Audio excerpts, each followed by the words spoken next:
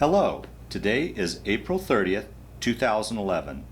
We're meeting today with Mr. Robert Kelley at his home west of Loveland, Colorado.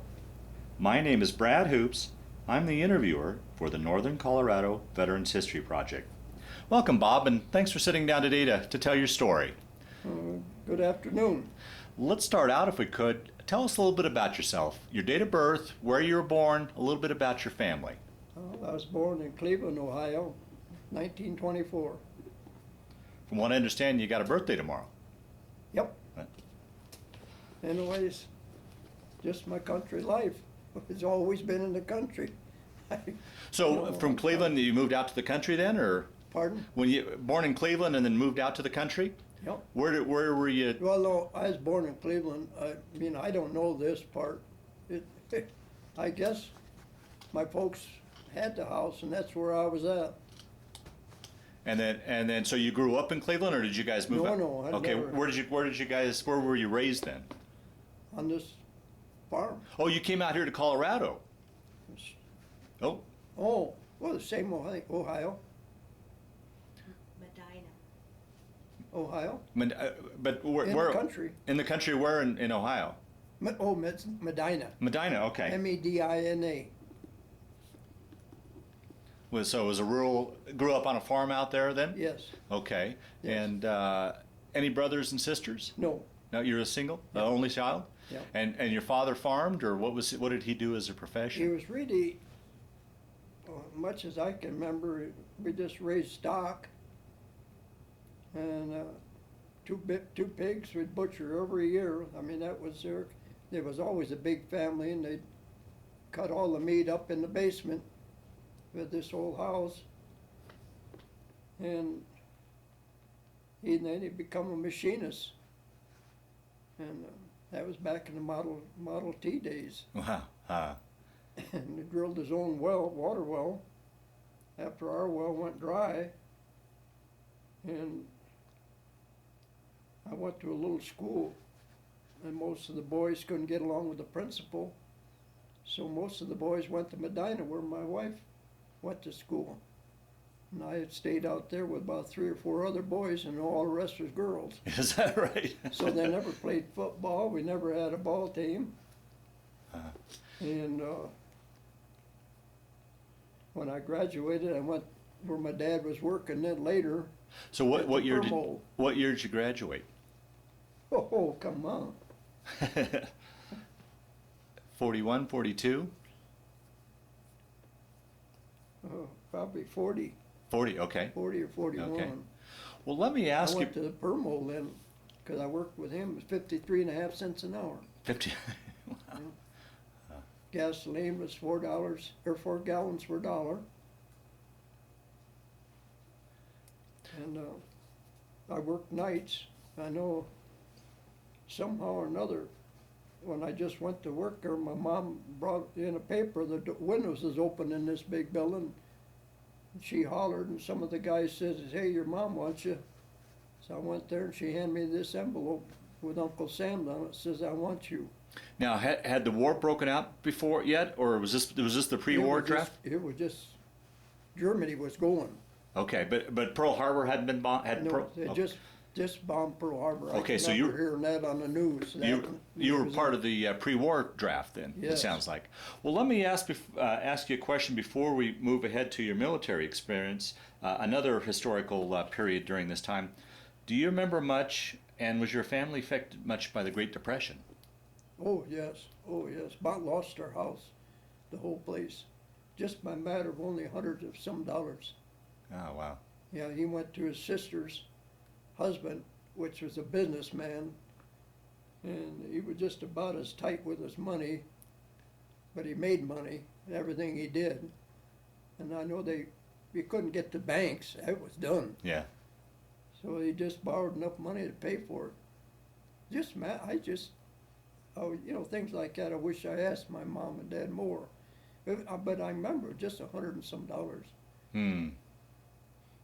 But it was always comical. The kids all heard it. When I was a little baby, that's when my dad was working nights.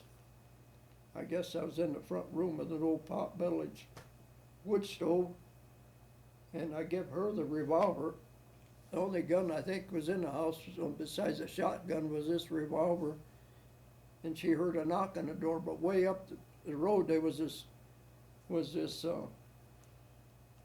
sort of a character that milked cows and things. And she heard about it. Everybody heard about it, I guess. I didn't. I was too small. But anyways, this knock on the door and the wind was blowing. I remember her saying it several times. Who is that? No answer. The wind was blowing hard. Pretty soon the knock come to the door again. She went to the bedroom, brought this revolver out. Knock on the door again, she let it go. I'll never forget that. Huh, I'll be darned. Yes, sir. Woke me up, and I had to bell her, you know. I mean, I've told my wife and that. Of course, I think Irene has heard it from Mom even, you know. There's that bullet hole through there as long as I can remember when I went to the service. Was it the character from down the road, or who was it? I don't know. She told Dad about it, and he went out, of course, when he looking for someone dead out there. He must not have been standing right in front of the door. But after that, there was no more knocks on the door. I've always got a cake. Remember me telling you that? Yeah. Well, let's move forward then. So where we left off, your mom came to the factory and brought you your draft notice. Yep. One month I had to go to the service. So from what I understand, it was a pretty emotional thing for her. Well, being the only child, I think. Yeah. Maybe, I don't know. She just handed it to me, and it looked like she was crying or something. Yeah, yeah. Give me 25 days to leave. So as an only son, you couldn't have got a deferment, do you think, or? I probably could have, even where I was working, because they was just started. They made agitators for wash machines, parts for sewing machines. And I can still remember when they first come out with this big fan for tanks. They were making war stuff for tanks. And different things, it was just parts, you know, but I can still remember this big fan to keep the engines cool. Made out of aluminum. Everything was made out of aluminum there. Right. Yeah. And so I only was there just a short time. So you were within 1 month, then you had to report to duty from getting that notice. Do you remember the day you left home? No. No. Okay. Yeah. Now, where did you go first? You know, in the spring. Yeah. I could just remember leaves coming down on the trees, and then I went to Columbus, Ohio, by a bus. Went to Columbus and took all my shots. And they boxed up my civilian clothes and sent them home, and I was in Army uniform, and I went from there to Clearwater, Florida. Now, when you got drafted, were anybody local, any of your friends drafted with you, or did you go by yourself? No, there was a whole busload. Okay. Like a school bus. My neighbor, well, he was out in the country, wasn't close neighbors.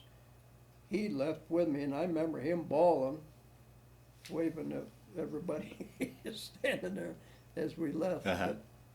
But, that was it. And from there, I went and trained right down to Florida, and that's where you took your basic? Yeah, I started it. Yeah. It was confusing. I started my basic training, and then it got Clearwater, Florida, and then I went to St. Petersburg, and there was an outbreak of spinal meningitis. You know, I just started basic training a second time, and I ended up in the hospital for 2 or 3 days. Is that right? I didn't know up or down. I don't even remember the days going by. Wow. And I guess it was several died. My wife knows it.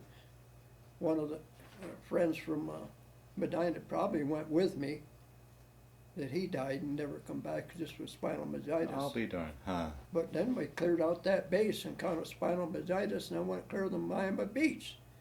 Started basic training again. That's enough of that. That's when I signed up for Air Corps. Okay, so at this point you were in the regular Army? Yes. Okay. Just regular Army. Okay. Here's the date of induction, March 1043. Okay. How was that for you, going from that transition, going from civilian life into military life? Was that much of a transition for you? Oh, it was horrible, I thought. Is that right? Yeah. Yep. I thought it was. I mean, it was so confusing. You're young yet, you Yeah, know. yeah. What, 18, 19 years old, and it was confusing. And I just went down. From there, I left to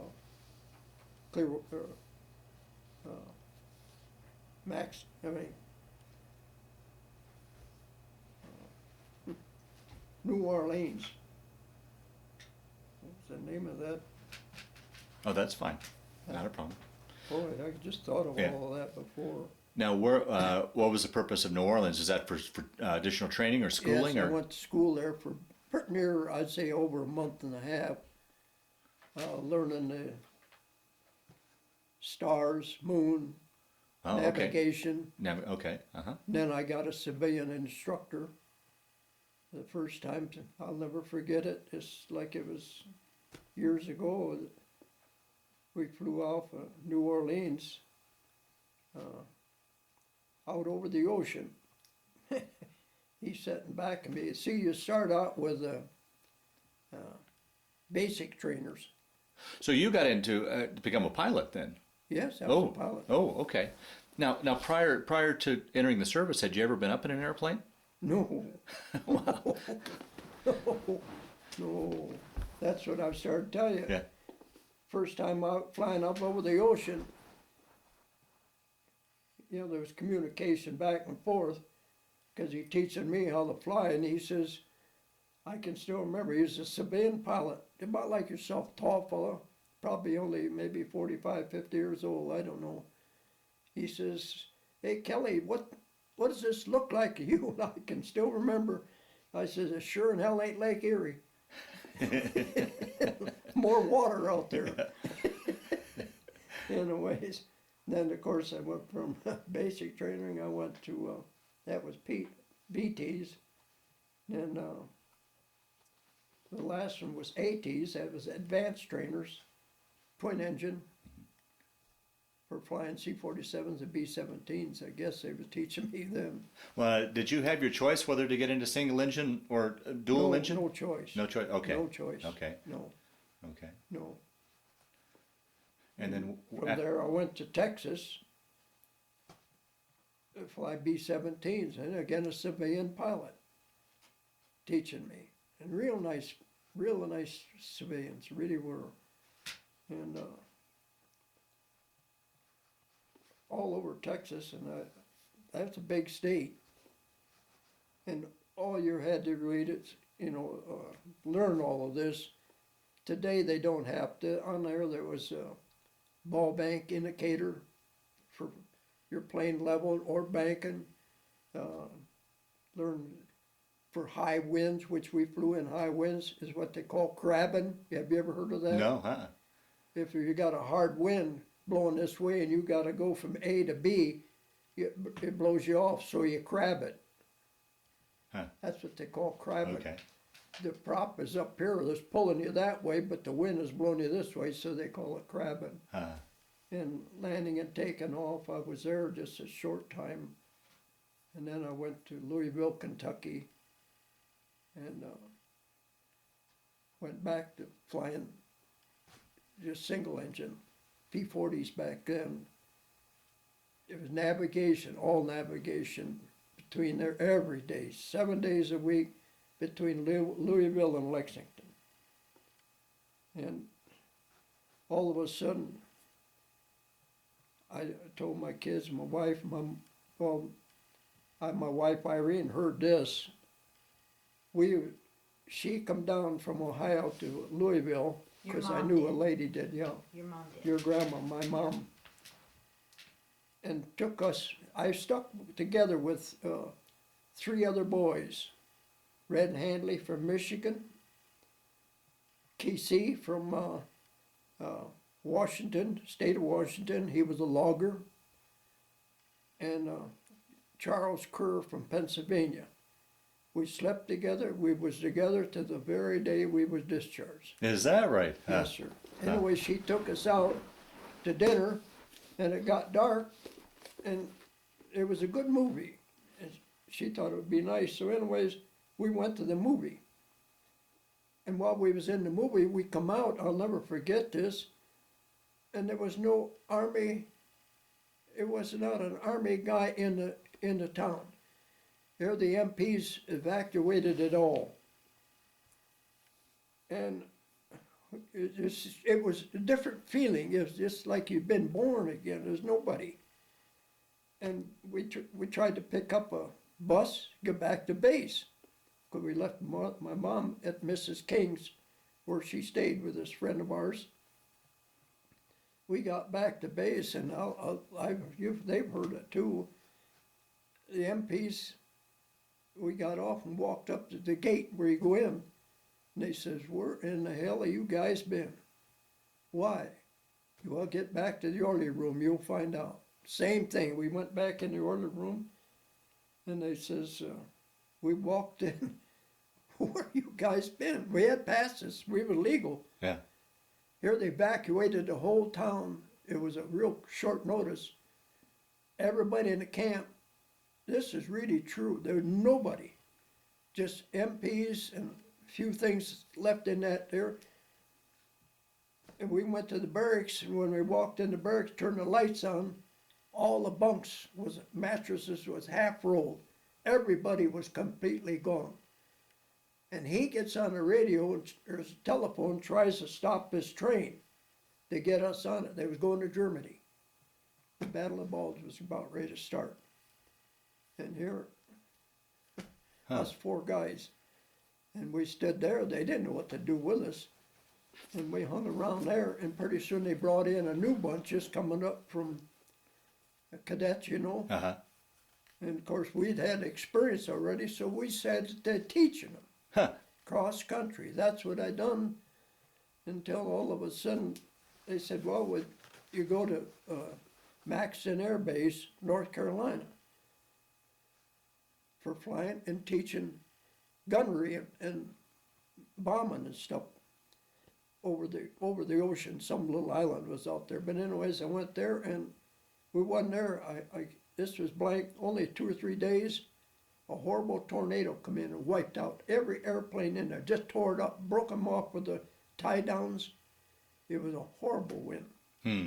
Nothing to do again. So back out of there, and I went back to Louisville, Kentucky, and only a matter of just days I went to California and overseas. Well, let me back up and ask you, do you remember where you were and what you were thinking when you first heard about Pearl Harbor? It just war. I don't think anyone really expected it. Yeah. You were in the service at that point. Do you know where you were stationed and when you heard the news? That part's Okay. gone. Yeah. Okay. There's so much stuff just gone. And how was it here? Here's this farm boy from Ohio. Growing up, you really didn't travel too far away from the farm. No. Now here you are. You've zigzagged all across the country. You've met these people from all over the country. That must have been pretty exciting. Or was it? Or did you get any sort of homesickness while away? Yes. Yeah. Oh, yes. Yes. Oh, Mom's homemade biscuits and cookies. Real pork, you know. I mean, but I don't know this. But when we got to California, I'll never forget the boat we went over on, brand new one, named after my middle name and my dad's name, Lamont. Oh, is that right? Called Daniel S. Lamont. I'll never forget that. If I die to be 100, or live to be 100, Daniel S. Lamont. And going over with these Navy guys, we picked on them. You know how this goes. We had a whole crew then, you know, of us flyboys. But anyways, we picked on them, and they'd have gunnery practice every morning. Brand new boats. It was brand new. And they was always chipping a little rust or painting, and we was making fun of them, you know. Told them, hell, as long as it gets us over there, we don't care if it does rust up, you know. Well, how was that? Here was this, once again, this farm boy from Ohio out to sea. Did you get your sea legs, or how was that the crossing for you? Sick. Waves. It goes back to Lake Erie fishing. This is big wells. Yeah. Yeah, it was. I didn't get a whole lot of sleep. I was more bringing up my food and taking it down. Oh, boy. Where You did don't you? know what swells are, but I Yeah. mean, that big boat could come out, putting her out of the water, and you could hear the screw pound out of the water, you know. Then it would slide off down waves. Were you guys heading out in a convoy, or were you by yourself? Just two brand new yeah. boats. Much as I had known and can remember, it was Marines, infantry on the other boat, plus us, our boat with more flyboys. Was there any worries about Japanese subs? Oh yeah, they would turn and go. That always, I can remember that. One minute we could be side by side, and maybe 2 or 3 hours later, that boat would be in back of us. Or it could be around there side by side, and then we could be in back of that boat. But we went all the way over, clear down the equator. I wish I lost this card, my wife did. Showed that I was over the past the equator. Oh, did you go through the shellback, the polywog ceremony, like the Navy does? Yeah, I like to have it. I Yeah. told the kids if Yeah. anything happens, look for it. It's out there somewhere. Yeah. Did you have any idea where you guys were heading? Did they tell you where you were going? Everything was silent. Yeah. You don't know nothing. I can remember the first place we stopped was Oral Bay, New Guinea. And they did not want us there because war was going horrible. I guess what I was told, and I slept, which I've told my kids, like a nightmare. None of us, we ought to sleep on barracks bags. Big pile of them. Navy just threw them off and they pulled out and left. They didn't have no tents. It was filled with infantry and Wow. stuff, you know. I mean, mess halls, no food. It was rough there for a little bit. Wow. But finally it cleared enough out. We got a tent and we was there just a short time. That's where we took paratroopers down to Borneo. Now, how did your planes get? How did you link up with your airplanes? Or were they already there? Or were They're they? there. They're Okay. there. And what were you flying at the time? C-47. C-47s. Yeah. Yeah. But I was there just a short time, and we got bombed there again by Japs, and then we moved to this island. By the first one, I can't tell you, Biak or Lady, Yeah. That's fine. and they didn't want any more paratroopers, so I got out of the 13th Air Force, which I was into the 5th Air Force, 550th Night Fighter Squadron, I was called, clear through the rest of my life there. Probably 2.5 or 3 years, 550th Night Fighter Squadron. Now, you had mentioned before we started this interview, you were talking about some of the local natives you came across. Can you describe describe to those that'll watch us those natives that you would come across? I mean, well, if we didn't have to go 2 or 3 islands up, we'd have to rendezvous. Our island was, that's what I can't remember which island was. It was a shorter runway, so they couldn't get the bombers in there taking off with full loads of bombs. Now, what did you convert to when you went to the 559th? What were you flying at that point? C-47. Oh, still C-47. Okay. Yeah. Okay. Yeah. Okay. And that's when these new airplanes come up from Australia. Australia women flew them in, and they was Yeah. rough talkers. They was filthy talkers. Everyone was women. Huh. Flew our P-51s up because they had P-40s, and we had to just, it was put near an all-day thing is land and take off, land and take off, land and take off, learning to handle this P-51. And that, from then on, that's what I stayed in all the way through my life. Oh, so you converted over to a P-51 then? Yeah. Flew the P-51? Okay. So talk about some of these bases as you were moving. What was the base life like as far as your living conditions, the food? The 13th Air Force and the 5th Air Force, it was just like day and night. Is that right? Better food. Well, nothing was good. Yeah. No refrigeration. We was in tents constantly, but the 3 of us or 4 of us stayed together. I don't know how we did it. Huh. In the same tent, from island to island, we get a tent where the infantry would move out or someone move out, we would take over their tents. We never had to put one up. I don't know who put them up, CBs, or who put these tents up. Mess halls was tents. burlap around where the windows are supposed to be. All generators, no electricity.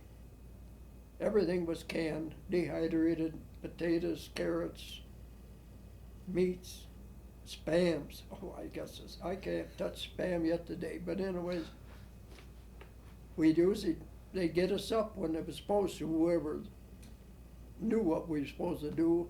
That's why it was called the Night Fighter Squadron. Anywhere from midnight, usually it always seemed like it was about 3, 4 o'clock in the morning, because we'd get up and could see the sun coming up when we was up over the ocean. And we had a interview screen what the island was supposed to look like, because most of these, before we even got there probably, they was taking pictures, aerial pictures. And then we knew what we were supposed to do and where the beach landings were supposed to be. We were supposed to help out the Marines and infantry in case there was tanks there or something heavy that we were supposed to destroy. Because the Navy set out there shelling it, really, really pounding it. Like I told you, their back was turned to the ocean.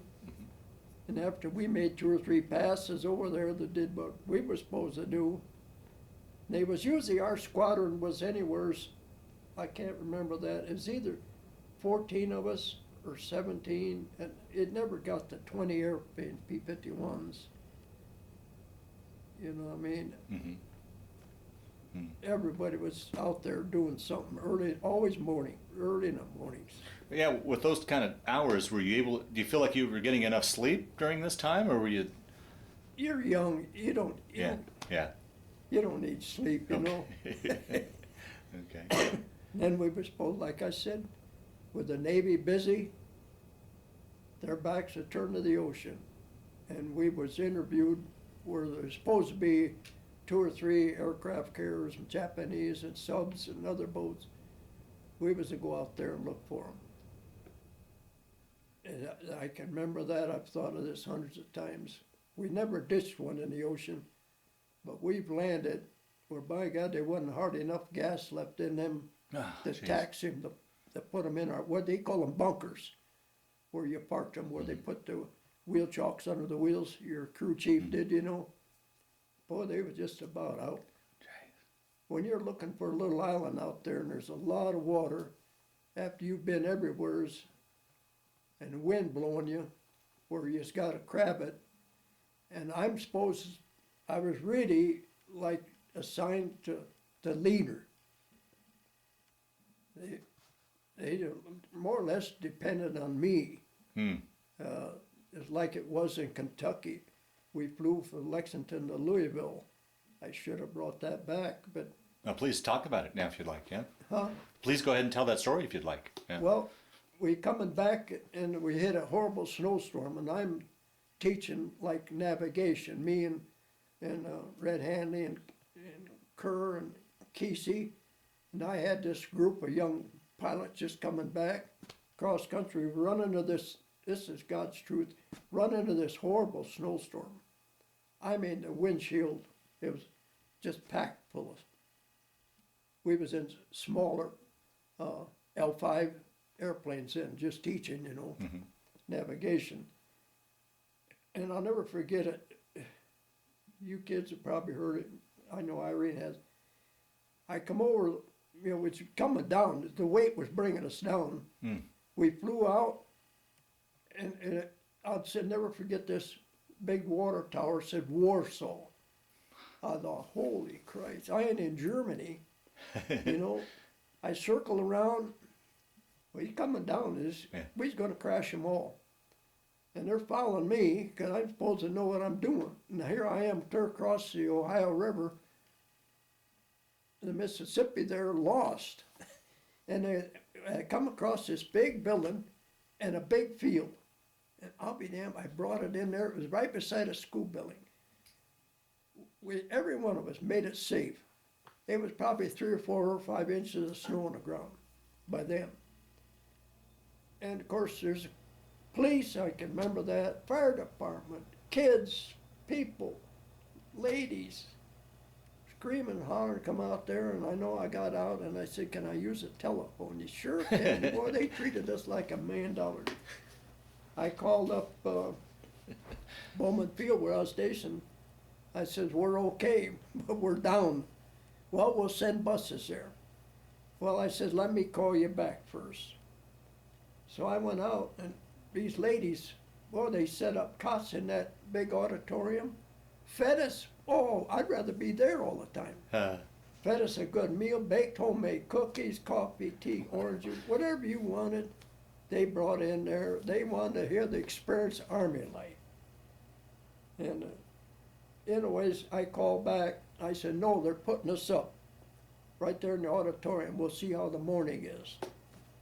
You know, and come morning, here comes the sun up and everything. It was probably pretty near about noon time. They fed us breakfast, and we went and we flew back. I'll be so darned. they didn't have to come with buses to pick us up. Well, there was no need of leaving the airplanes all set out there in that big football field or whatever it was. But it was, but I had to bring that back because that that sure, come oh, back absolutely, to me lots of times. yeah, absolutely. Really, it was really probably something to see from the air. For the water tower is, what is it? Wow. 150 foot off the ground, and we're just not over 50, 100 foot above that thing. Oh boy. And we're yeah. coming down. The weight of the snow and ice, you can imagine, you know. I'll be darned.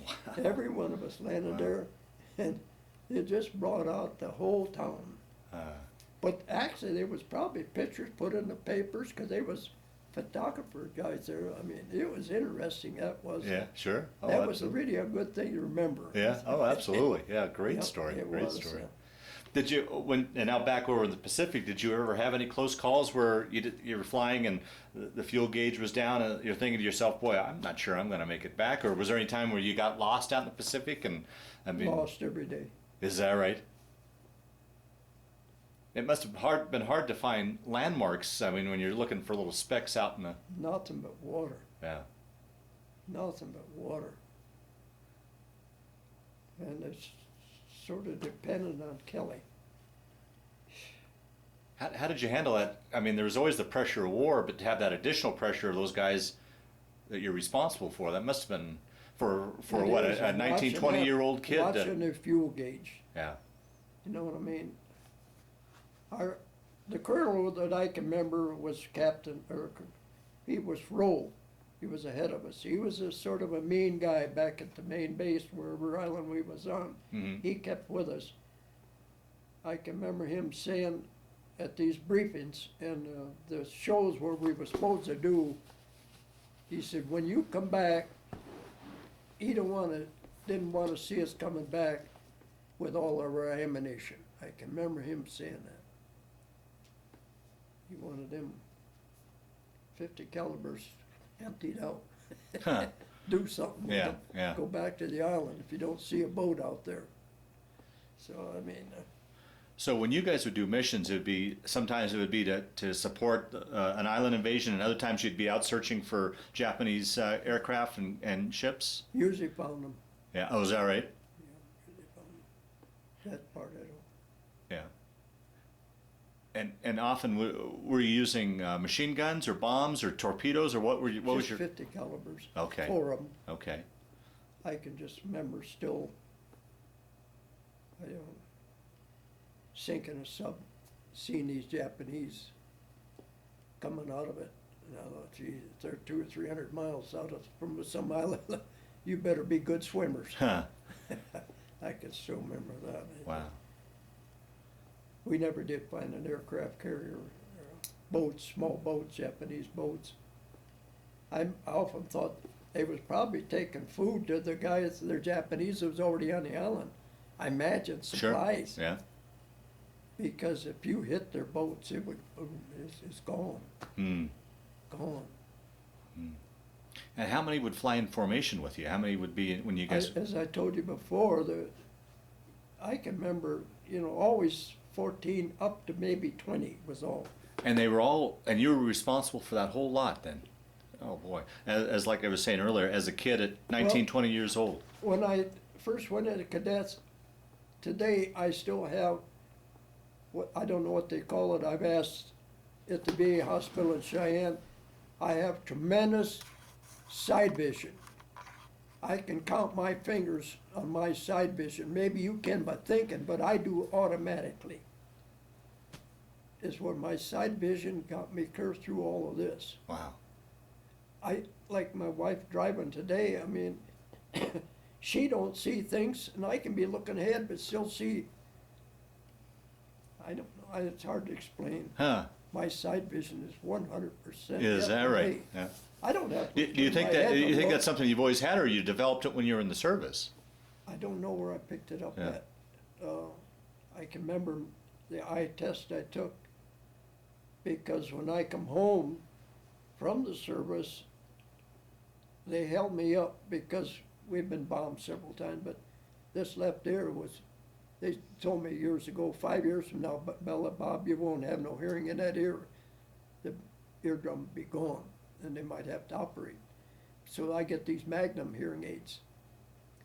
When I come home, first thing I done, I wanted to get a civilian license, so my dad and I went up.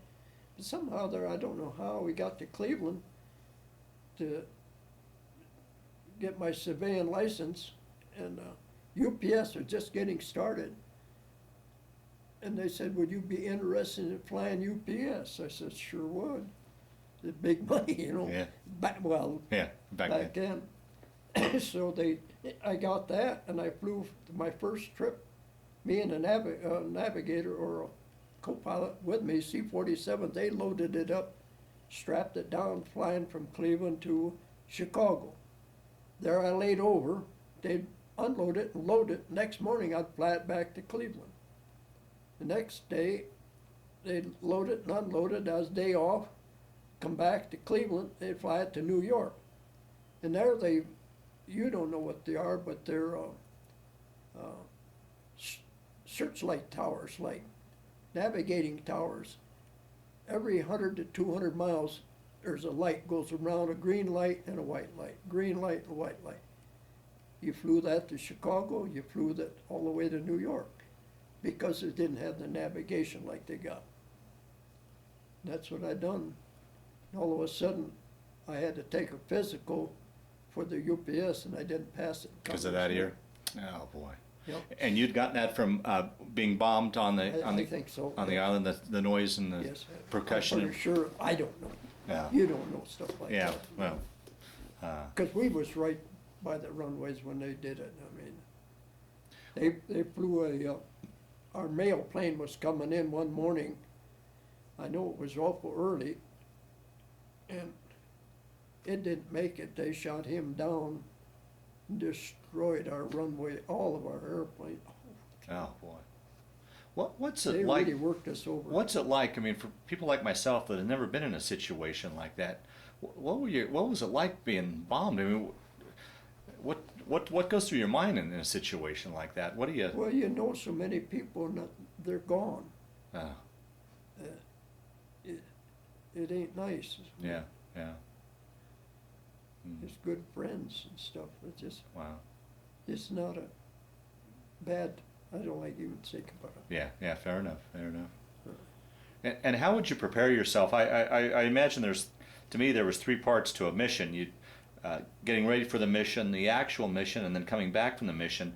What would you think? How would you prepare yourself for a mission mentally? I mean, it was just something you did, or were you? You don't think. You don't think? Yeah. You're a young kid. I did more volunteering, getting warm. We get more volunteering. There's a roster in the mess hall where we went to eat, and your names was done for different things. Once in a while I had to do this or do that, and if my name wasn't on it, I'd go to the orderly room and volunteer. Because we got more pay for flying we did for sitting. So I did and I won't volunteer yet today. But if my name wasn't there, I'd volunteer to do something else. Wow.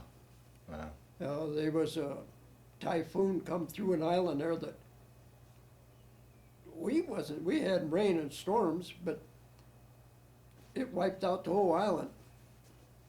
somehow or another, how the communication was, the Navy or PT boats, I have no idea. But we had to take tents down, so they stuck me back on C-47, dropping tents, food. And after they got a runway done, I'll never forget it, we landed with water and stuff for them, these guys, to get set back up again. It just wiped this island out. Uh-huh. Their tents, everything gone. And I'll never forget it. Them darn infantry, all they wanted was cases of beer. Bring us beer back. Bring us beer. To hell with the food. Bring us beer. Cigarettes. Yeah, cigarettes. Go if they got the runways good enough for them, that's what we was bringing beer into them, cigarettes. And all jolly guys, you know. And but I got one thing I got to tell you. Yeah. We was on this one island. Why I wanted her to, Kathy here, to get me which island it was. One of us or somebody heard that Bob Hope was going to be playing on this one island. You probably heard of Bob Hope. Oh, absolutely, sure. Well, they said, let's go out. It was a beautiful morning. I'll never forget it. 4 of us again. The way we go. We just, you just check out an airplane, Our crew chiefs knew us, We're flying a little bit, we'll be back. Well, we went down and we run into this like a day to today. No sun, low clouds. We landed where Bob Hope was supposed to be at, taxied.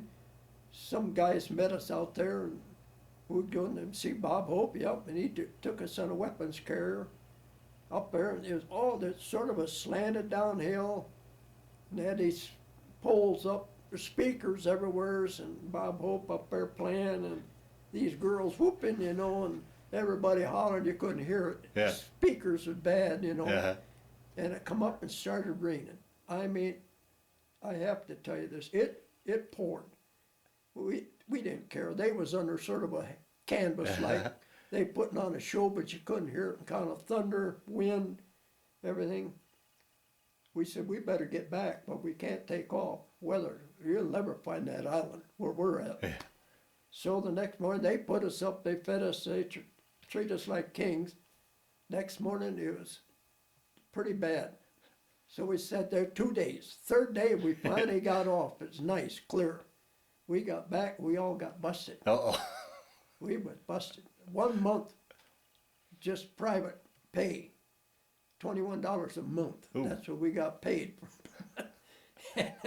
I'll never forget it. Like today, I would, instead of being a lieutenant, I'd probably be a captain.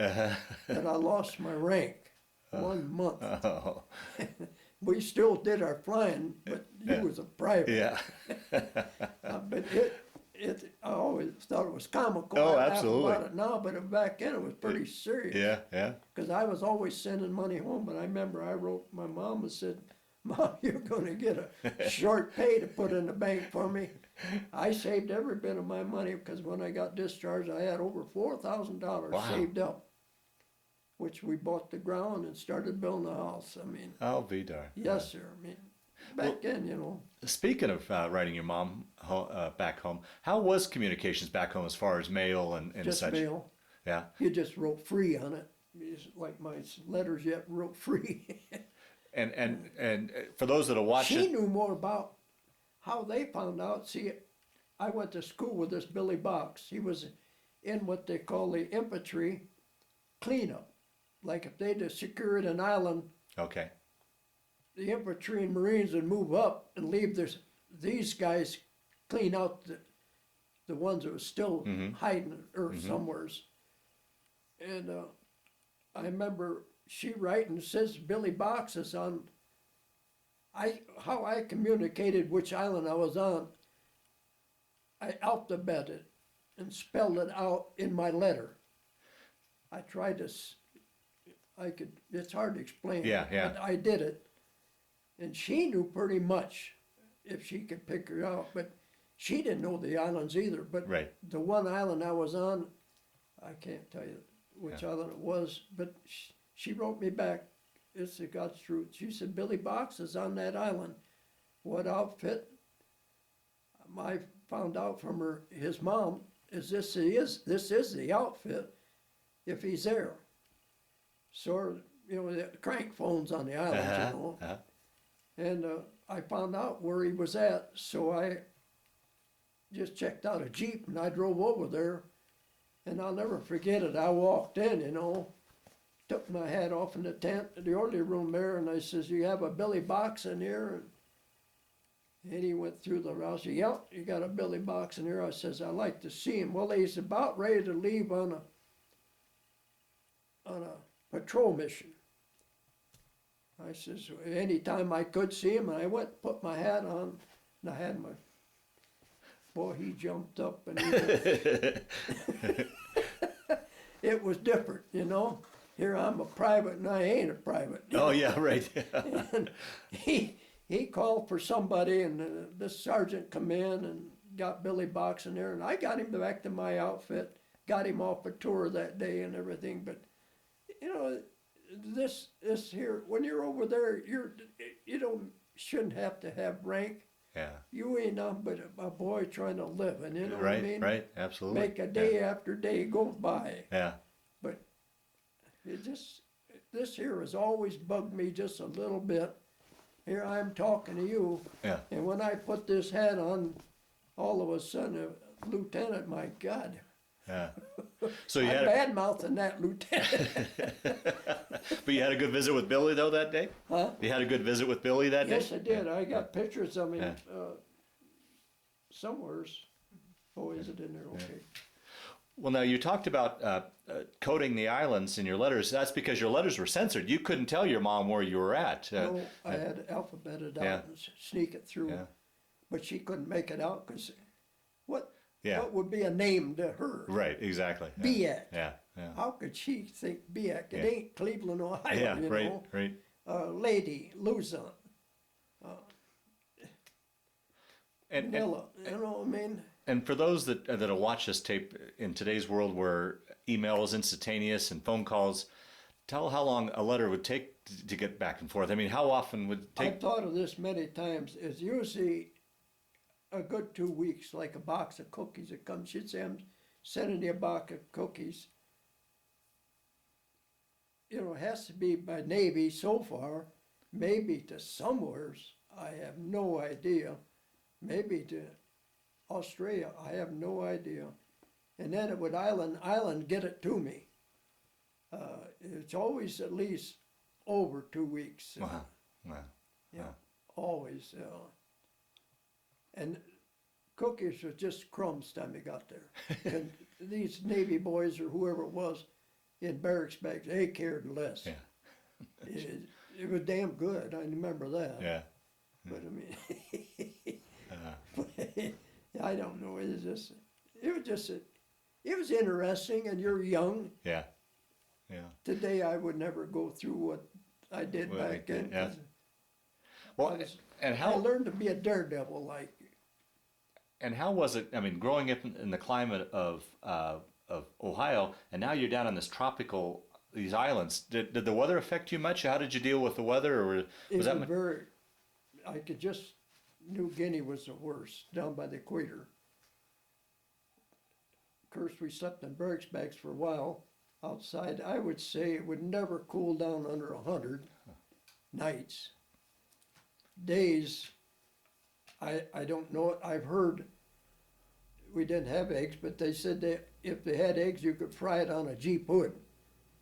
I don't know what it was. No temperature gauge, so I would say maybe 120. And I think as you I mentioned, have no idea. as you mentioned earlier, there was no refrigeration, so there's no such thing as a cold drink, right? No, all generators. At 9 o'clock, the generators went down. That was dark.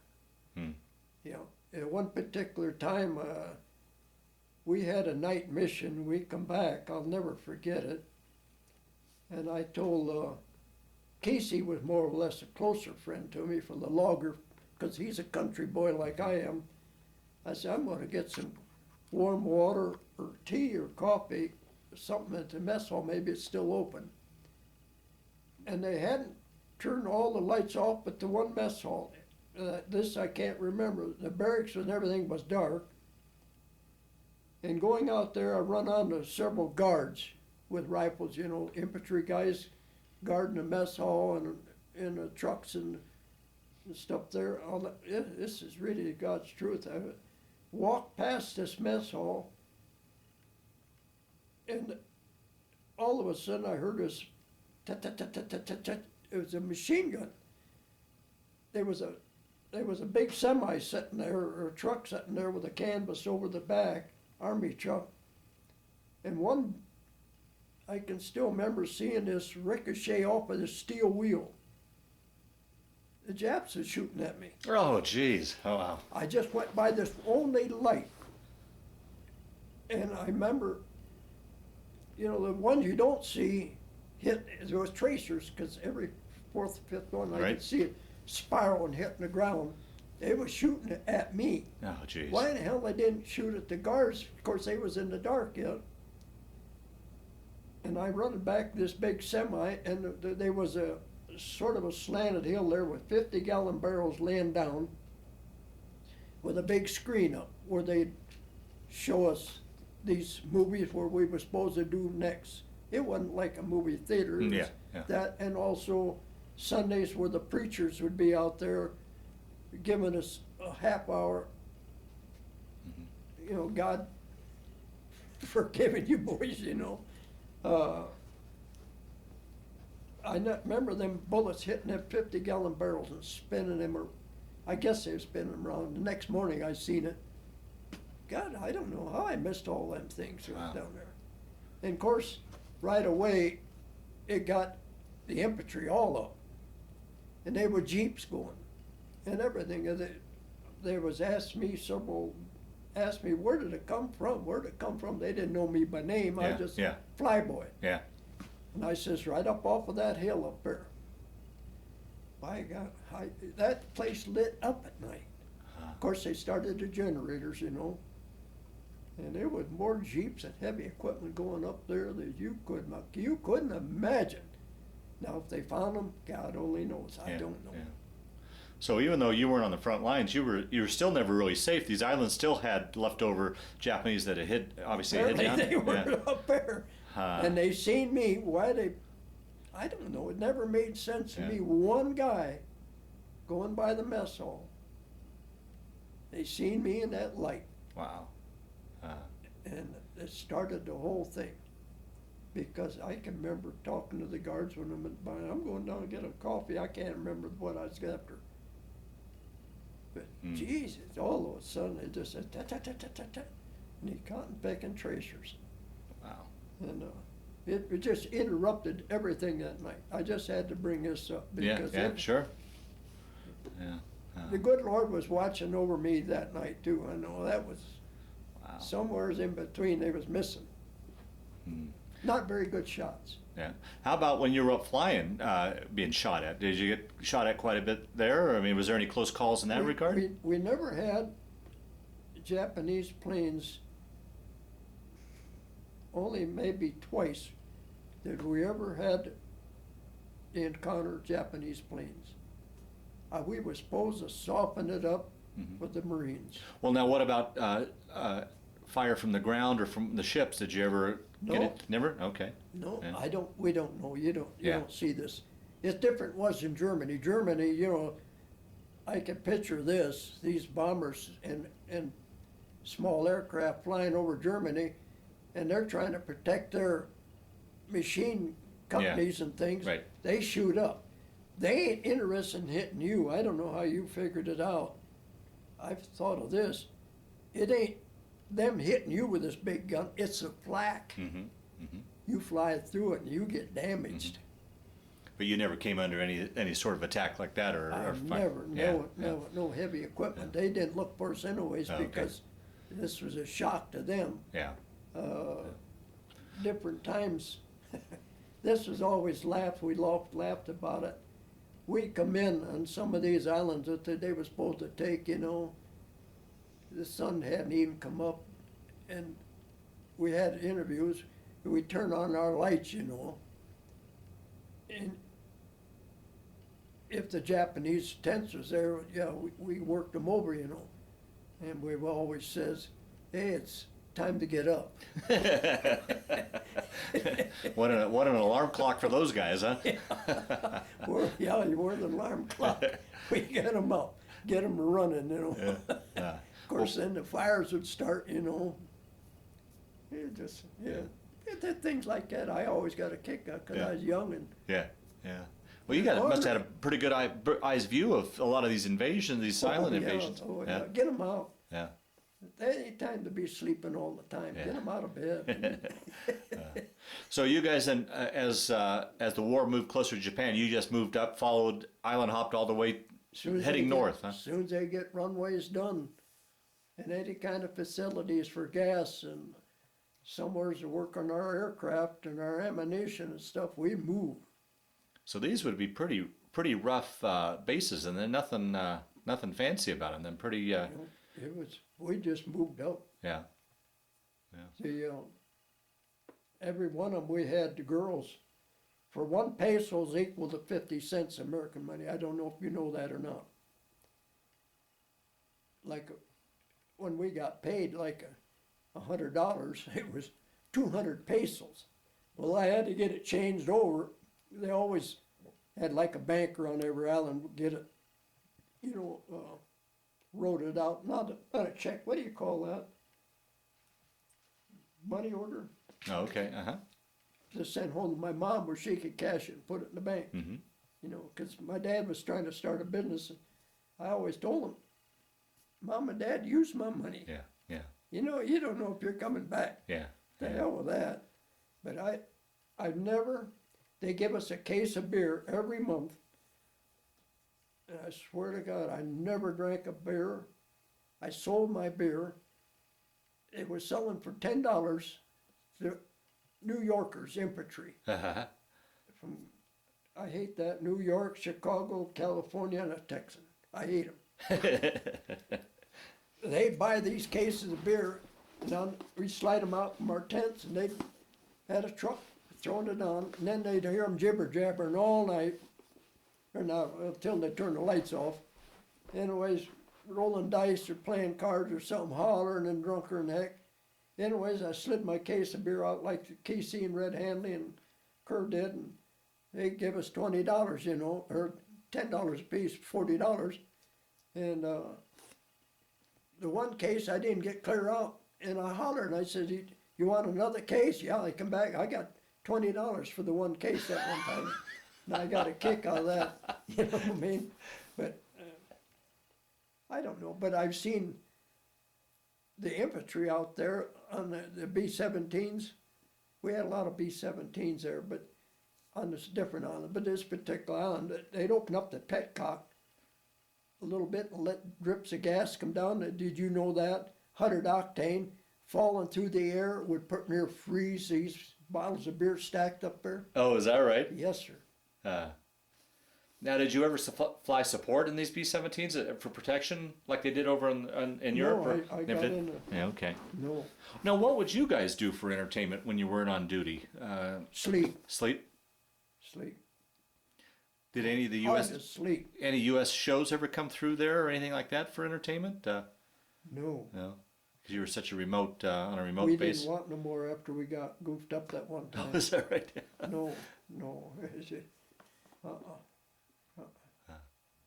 And being in I a flew with C-47, but I never, so we just supposed to protect the 17s. Like, you know, you could picture it like if the 17s would take off, they're belly loaded, you know. And the aircraft carrier would come out and the Japanese plane would be in there, they'd see these aircraft, there'd be 17. Somehow or another, communication or something, I have no idea, they send up patrols to get these B-17s coming to this next island. So we were supposed to protect them till they did get there. Mm-hmm. They did a lot of bombing, yes. Okay. Yes. Now, being on these remote bases, how would you get word about news? I mean, from back home, or how the war was going, or did you? I mean, was there? Every day they had these squeaky radios, You hear what was her name? in Tokyo Rose? Japan? Tokyo Rose? Yeah. Hear her squeaking on, you Americans better give up. Huh. And she could give out stuff that where we got bombed. Yeah. She did. She hit it. Heard Yes, that, sir. yeah. She never say what you're gonna do, but you better give up now because you just got destroyed here or destroyed there, or your Navy did, or this and that. She knew more about, I don't know, how'd she get this communication? Yeah. Where was she at to get it? Yeah. I've heard all sorts of stories. This part has puzzled me. Yeah. You know what I mean? Yeah. Yeah. I don't know. I know I heard her, not a lot, but Yeah. a few times where they'd tell me about it. Jesus. Certain island where we just left, they said that it was taken back over by Japan. Or the Japanese took it back over. What? Ah. We just had it secured. No, they take it back over. Is it true? I mean, you get to asking, talking there. Yeah. Yeah. Did you hear about it? Yeah, we heard about it. But was it? I don't know. And your mind goes to something else. Yeah, You know what I mean? well, You didn't. I don't know. It's hard to think back that many years. Sure. Oh, sure. So you guys started in New Guinea and worked your way all the way. It finally ended up in the Philippines. Is that correct? All the way to the Philippines. All the way to the Philippines. All the way to the Philippines. She tried to dig them up Yeah. where I could put them in row. Yes, if I could hear them and see them, I could put them in row, right up to where you remember where the B-29 come in with the atomic bomb? Mm-hmm. We Tinian? did not know about it. It was held pretty secret. So you were in the Philippines when the war ended, when Japan surrendered. No, I got enough points. Oh, okay. I had 7 campaigns. If you look on that thing there, you'll see my battle stars.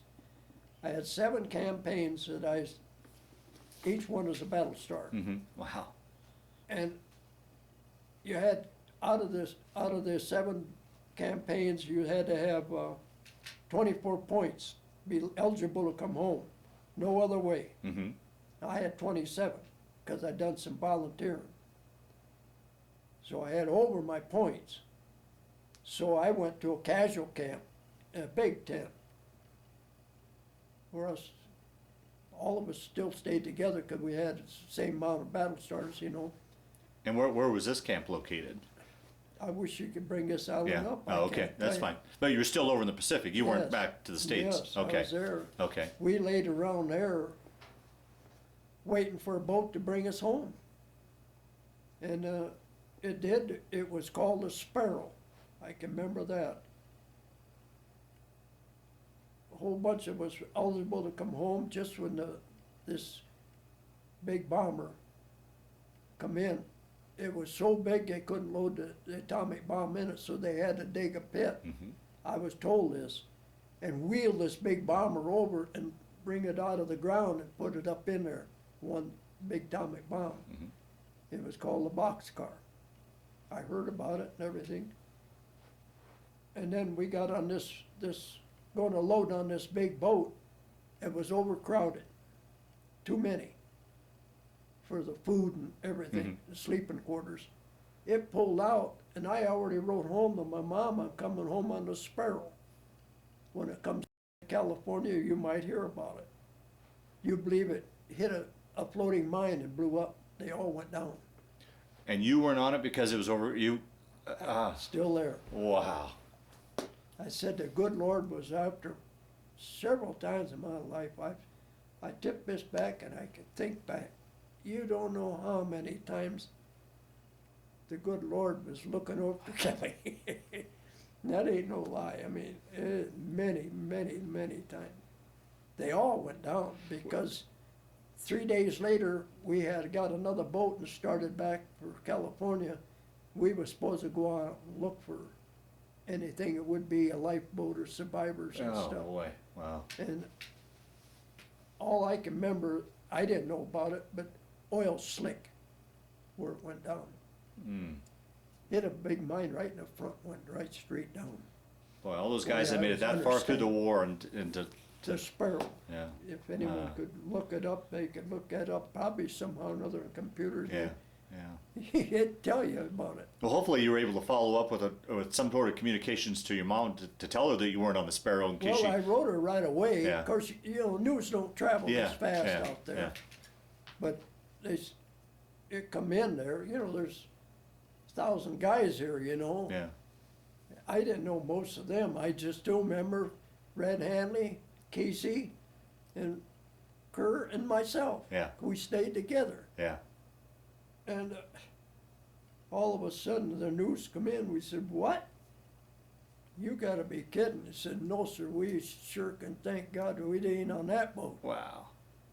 So then we got this next boat, and we come back into California, and this boat here was an old wore out thing.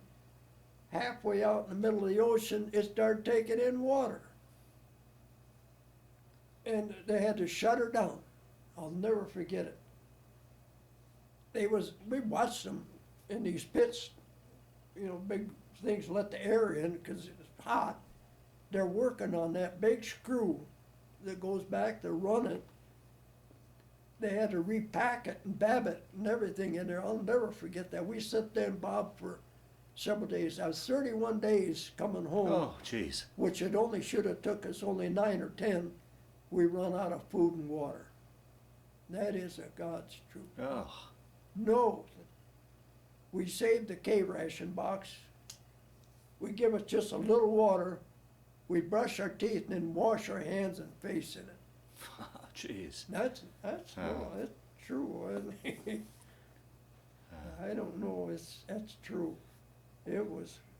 I call that hell, but I made it. Yeah, right. Where did you come back into California at? Well, that's another thing. It burned me up. This is really the truth. We pulled in underneath the Golden Gate Bridge. Golden Gate. Was that a good feeling to see that? Yes. It was a horrible feeling. All these brand new Navy boats sitting in there, they've gone home and left us guys over there. And I don't think that was right. The government wasn't out right. Huh. They said, "To hell with you, anybody, infantry, anybody. Let's get home." Boy, they all pulled in, parked and took the train home. And boy, I'll never forget the big T-bone steak and Well, that's why I always heard guys that were overseas, they always had these cravings for stuff that they missed. So it must have been, after reading the food you had for those number of years, it must have been a wonderful meal to. I'll tell you, it was wonderful after 31 days on this boat. Oh, and No then on doubt. top of it, yeah. Crawling into a shower, I didn't want to get out of it. Yeah. I've told my wife this 100 times. I turned this warm water on and I just showered and showered and showered. It felt so good, water. Wow. You know what I mean? Uh, Then a big steak dinner. Oh, jeez, I've been 2 or 3 years since I had a steak. yeah, right, sure. Everything was canned. Yeah. But yeah, then I get the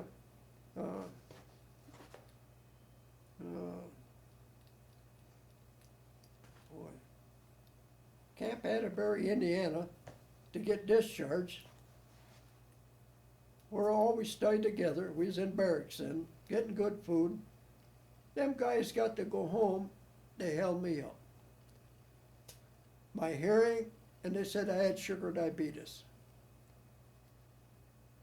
They took a blood draw, they done this, then I go back to barracks. I just sat, eat 3 meals a day. And I ate a lot of candy bar, there ain't no candy where there's melt, Yeah. I had a lot of candy. I thought, maybe that's bringing on this sugar diabetes. So I quit eating candy. And here, when they took the blood draws, they had the wrong numbers on there. Oh, no. And I was getting somebody else's Oh, no. that kept holding me up. And finally, I pulled my rank and blew my stack. And they just wanted me out of there then, because I wanted to get home. Yeah, sure. I kept calling my mom. She always said, "What do you want when you get home?" I says, "Mom, bread or pork chops, mashed potatoes, gravy, and cream peas." I'll never forget her telling her this. And then she, "What's the matter now?" I said, "Mom, I don't know. They're holding me up my hearing." And they said I had sugar diabetes. And it ended up, it was all it was is this hearing. Oh, boy. With no sugar diabetes, and the doctors and all said they was sorry there's such a mix-up, but it kept going under the wrong numbers. I'll never forget it. They held me up there 3 or 4 days before I finally took a train to come home. And what was that like when you finally got home? Do you remember that homecoming? Lovely, Yeah. lovely. Yeah.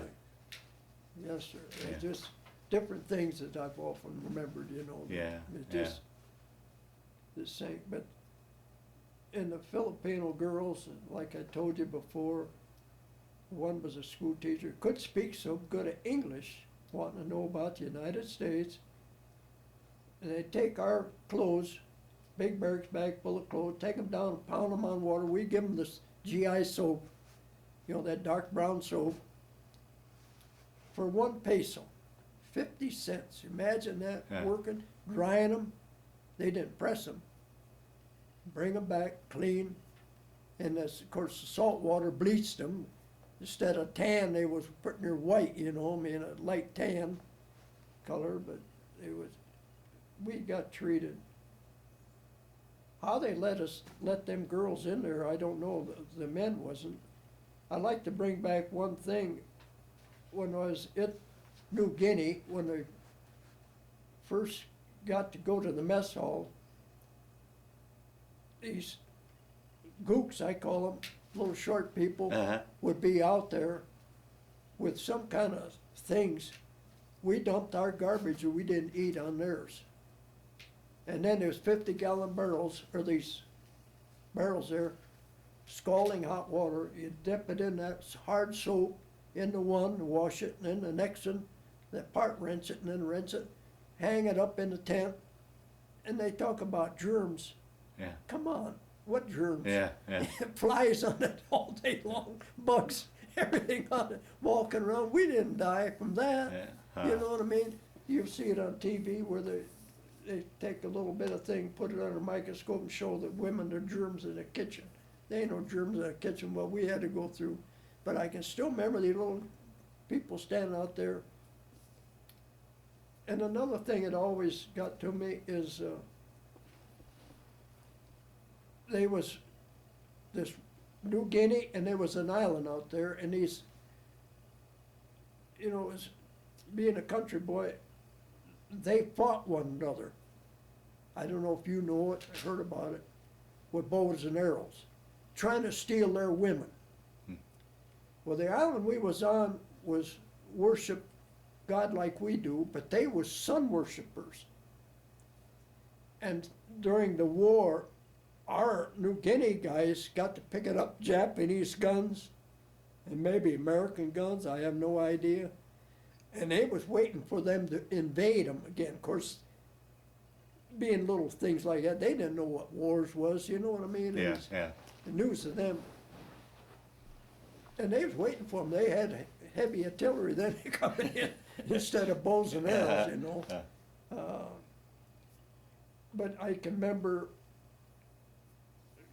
you know, nothing to do, we'd walk along there, and they had these, where they buried people, but they'd have coconut shells filled with water, and much as I'm, no communication, I was told they thought the evaporation, the people that they buried would come out and drink this water nights. You know, no brains, so Yeah. I mean.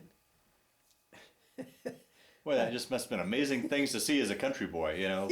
Yeah. I can remember the women, the men didn't do nothing. It always, New Guinea always struck me hardest of anything, being just shocked. Yeah.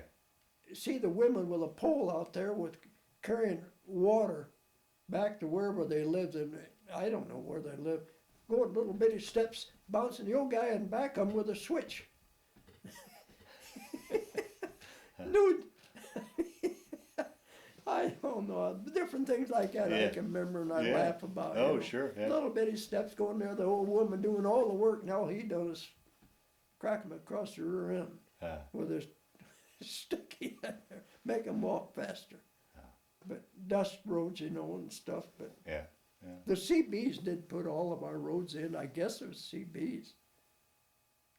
But I And can built the remember bases as well. Going back to war, I can remember landing, they said that they had metal airstrips. It did not soak in.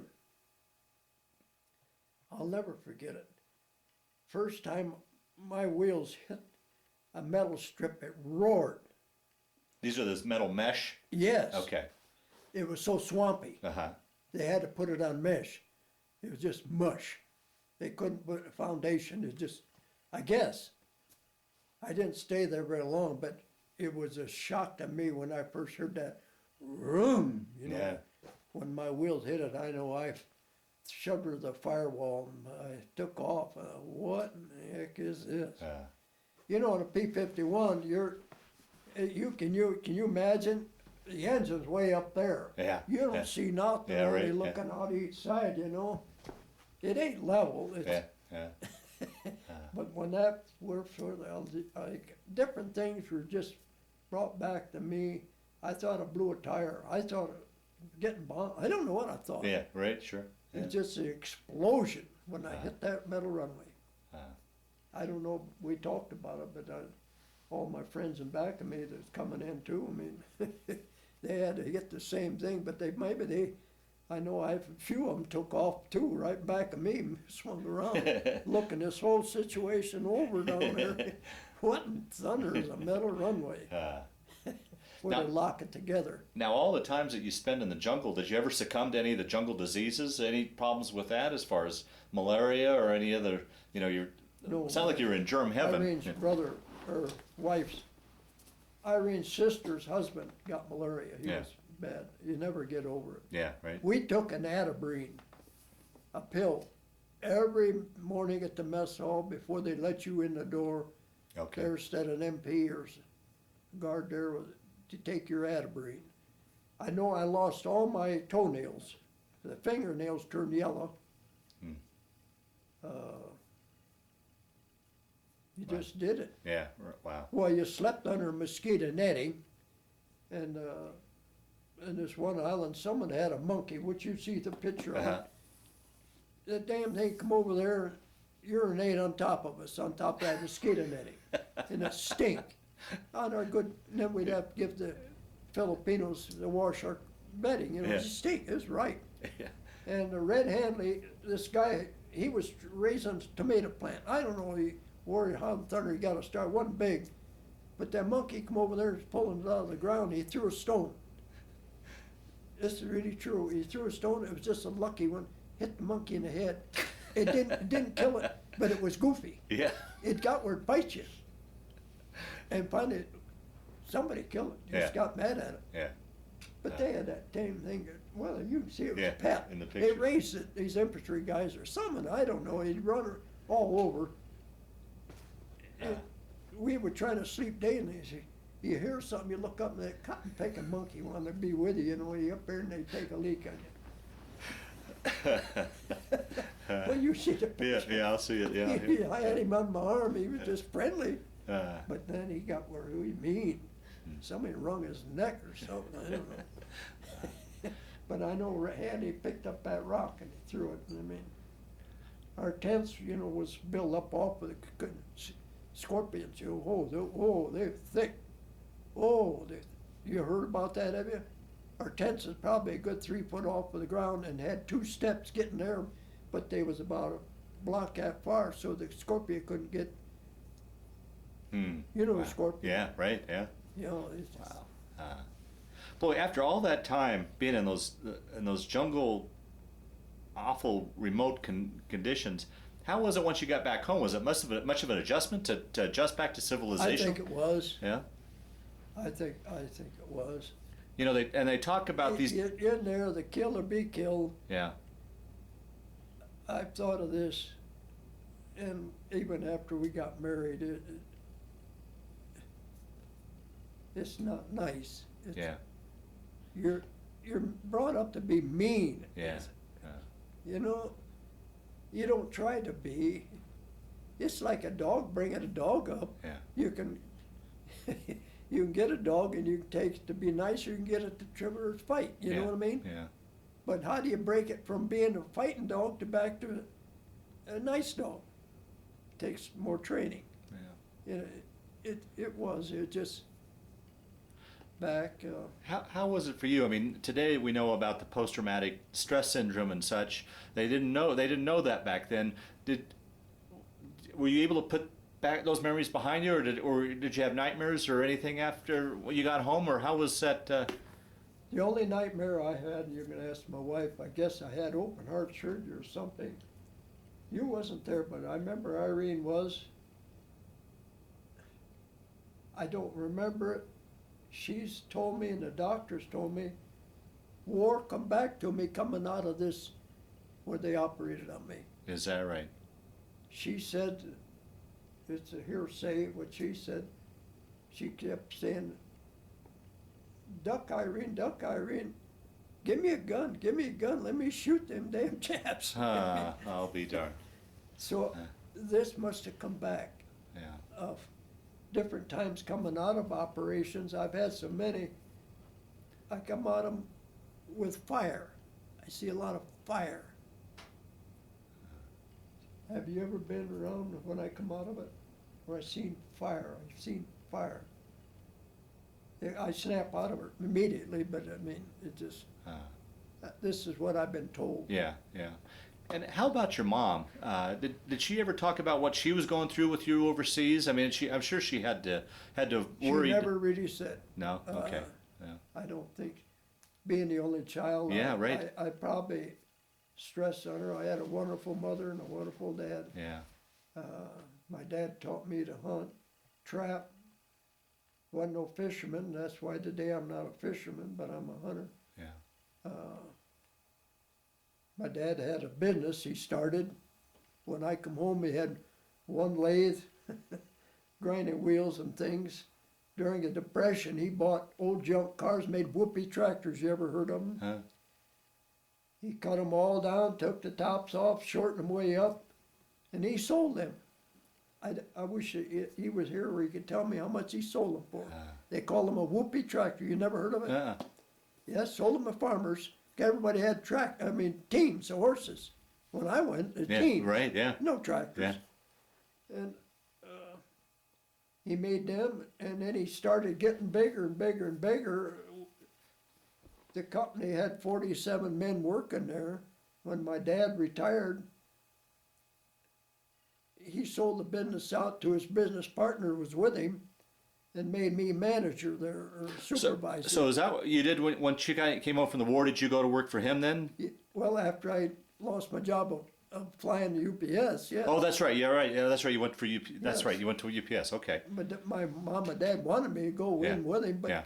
it was just getting started. Yeah. See, Yeah. he didn't really want me then. Yeah. Right. But then he got another lathe and another lathe and another lathe, and then they built a big company. This was a big company. Oh, wonderful. And there was parts would break down. It was for coal mining and equipment. Everything for coal mine. A coal mine would be broke down, and how they got so much business is we believed in getting a part there. You know, if your car is broke down, don't you want it serviced right away? Mm-hmm. That's why I like the Ford Garage. You give me good service. Like my dad, a part would be broke down on a coal mine. I'd be running a lathe or something in there. He'd say, "Hey, Bob, I got a part. We got to fly it here." So you would fly it down to? Oh, is that right? Oh, wow. Yeah. So you were not only worked in the factory, you were also the company pilot then, huh? Yeah. Well, I wouldn't call it that. Yeah. Yeah, and then another experience time, he helped build this airport in back of their company. Wasn't it, Kathy? It should be, what is it, quarter of a mile from us? You're not very far walking. It was out in the country. Uh-huh. It was a big old farm, went belly up, so they made it into an airport, a small one. Uh-huh. And my dad helped them get this thing established and get it off the ground. And of course, I get introduced there, and I remember to get my license, I had to take the licensed pilot and took him around. I'll never forget it, just like it was yesterday, and land and take off twice, and he gets off. He says, "You're okay. Now you can go to Cleveland and get your license." You know, he didn't have to teach me. You know, you probably had more experience than he Yeah, did. Huh? yeah. Yeah. But You have It any was- idea how many missions you flew when you were overseas? I was, Roughly? Or it's not important. it was over 11,000 hours. I got my logbook somewhere. Wow. Maybe in there, 11,000 or 23,000 hours of flying. Wow. I had a lot of flying. And how long were you overseas altogether? Roughly? 2.5, 3 months, 3 years. Jeez. Wow. You know, 43 to 46, I think it was. Wow. So so you went to work for your father, and you stayed on to do that as a career, or where did you move after your father? Well, no, it kept growing bigger.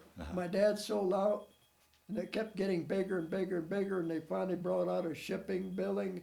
They put it up there, and then they hired a manager, and I couldn't get along with the manager because I was used to running it my way. Sure. You're the boss.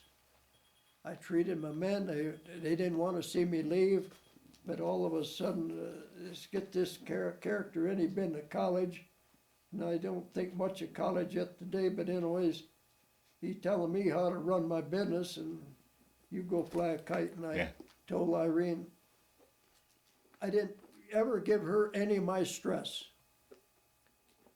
because it was getting to be stress. Mm-hmm. Okay. A lot of stress. Where I should buy my tool bits, the drills, reamers, everything for the machines to save money from France, England, and stuff. And I was used to Kennametal, Carbaloy, all my company men I knew would come in there, salesmen, I would buy from them, made in the USA. He wanted to save money. And I just didn't go along with it. And I finally got all the men together and I says, I'm selling out our home. Kathy, you was married, didn't you go to Germany, you were married? Yep. She got married at our big house. Well, I built a big house. I was in debt. A big house, put in a big lake where I water skied with a Really? speedboat. Wow. Yes, I mean, this farm, I sold my house that I built. There she was a little girl drinking beer one day, you and Bobby, by the cement blocks, when I was laying the cement blocks up there. And I could hear them talking, they were giggling, and they had a beer in there. You know how kids are, they're just little girls. Yeah. I laid up all the cement blocks in the house, got 2 more guys that's supposed to be carpenters, we put up the house. I sold this thing, and all the ground, I had, oh geez, I don't know, 30, 40 acres, for $32,000. Oh boy. We lived there about, what, 5, 6, 8 years? See, my wife and I started in a 2-car garage on that same place. I kept adding on, then I put a breezeway, and then I finally built the house. I sold it for $32,000 and bought a farm. I was running a machine in the Kelley company then, and a friend of mine that I went to school with come in and he says, Bob, you be interested in buying Dad's place? I said, what, that big farm? He says, yeah, they're getting older. How come you don't, kids don't got it? They only had 4 boys. He wouldn't sell it to any of us. They never got along with their dad. Oh, okay. He worked them day and night. Claire Nasker, he was in the service, only he was in Germany. But anyways, in fact, he's dead. But anyways, he says, I said, what does he want for it? Well, he raised the price up, $32,000. I come home and I told Irene, I'd just like to buy a farm. What? You know, my wife. Yeah. I don't know, we went over and looked at it and talked about it, you know. It was interesting. I'd been in it, stayed there nights when I was a kid, you know, with these boys, you know. You know how boys are. But anyways, I seen a realtor and I says, what can I get for this place here with this ground? This new house, in a 2-car garage and everything. They figured around 32, 33,000. I said, put it up for sale. And I told, their name was Nasker. And I says, told him to hold it for 1 month. Damn, I didn't sell it right away. $32,000. Well, we packed up everything, and moved into the farmhouse. They bought a little place, $32,000. Now that was even. Uh-huh. Here I had 100 and some acres. This was big. This one of big woods, Oh, wow. big old farmhouse, but only it was real close to the road. I didn't like that. We lived there that winter. The only reason I got to buy it, he said, the only reason I'll sell it to you if you gotta live here. But he never said how long. Okay. They moved into town and I roamed around out there. I didn't have no horses, didn't have no tractor, I didn't have nothing. Only a farmhouse. Anyways, I looked this one place over. It's a big gully, huge gully down there, where years ago must have got washed out or something. I got Irene, we drove back. I always had a Jeep. I had to have a Jeep. That's the first thing I bought out when I got out of the service, an old Army Jeep. But anyways, I said, Irene, here's where would be a nice place for, by a big cherry tree. It was a huge tree, wasn't it, Kathy? Build a big home here, and we'll put a dam across there and fill this up with water. Oh, wow. So I got a hold of my friends and we got some prices together, this and that and this and that. And she says, well, what are we gonna do with this farmhouse? I said, I'm surveying it off. I got my friend to survey it off, 14 acres. I sold the farmhouse for $32,000. It's true. Yeah, okay. I got to be a wheeling dealer. Yeah, I guess so. But I think, Yeah. I don't talk. Yeah. I'm talking more to you than I ever talk. Okay. I thought, Jesus.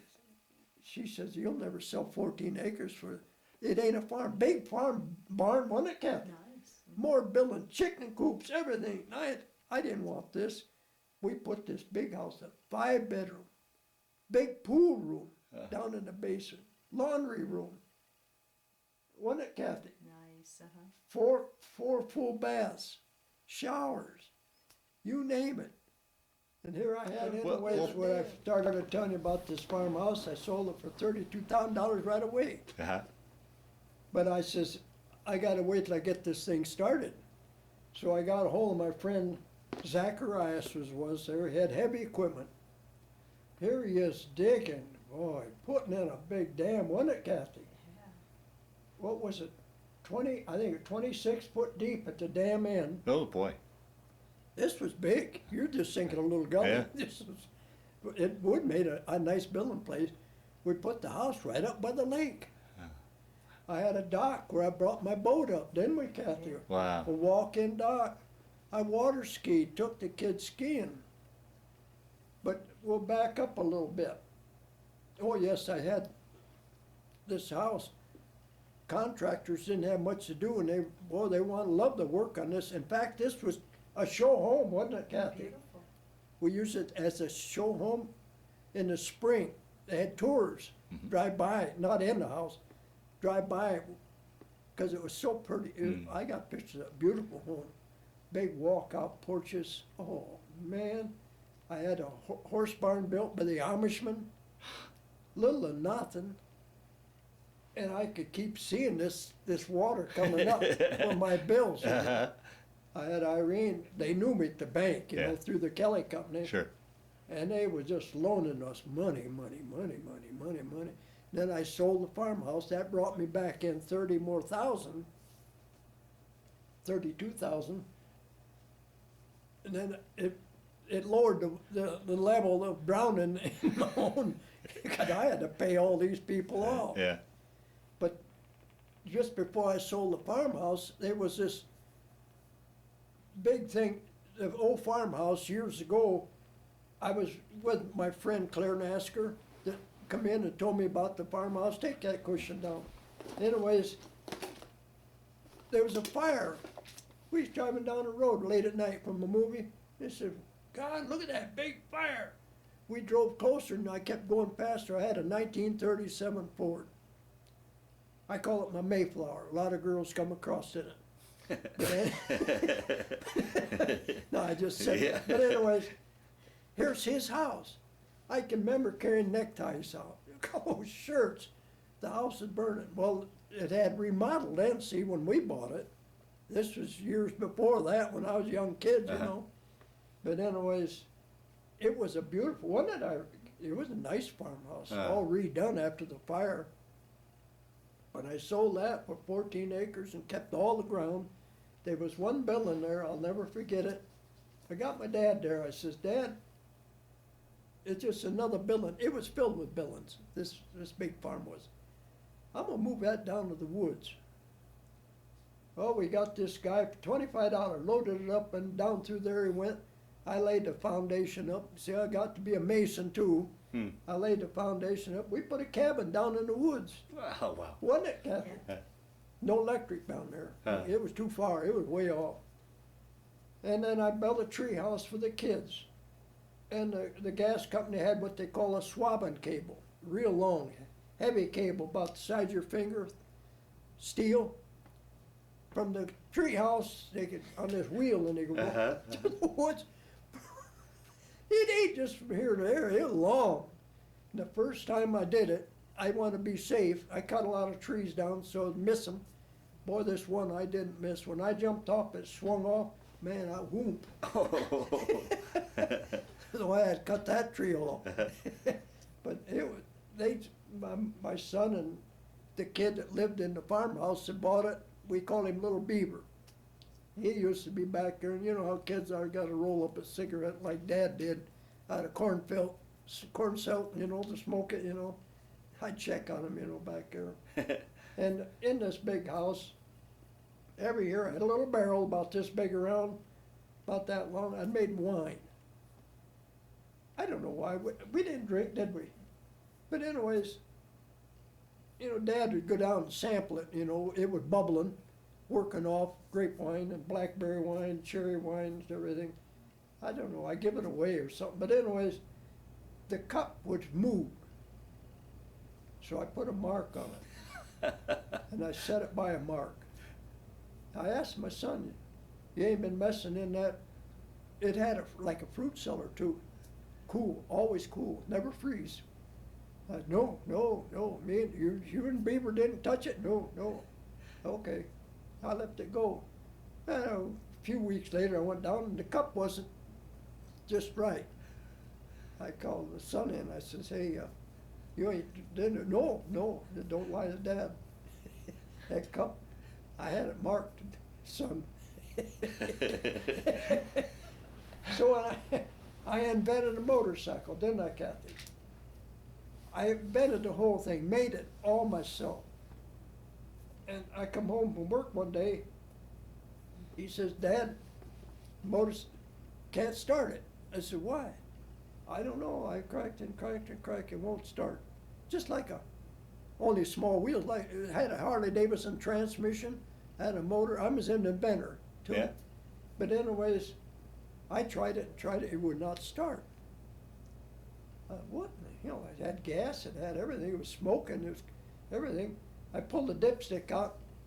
He said, Dad, I checked the oil and I added oil. He sure did, filled it clear to the top of the cap. That thing, it wouldn't run the full oil in there, so I dumped it and drained it, started up. And they run that for a long time, and finally my friends of ours sold their boys, 2 boys got into trouble, and the old man got mad.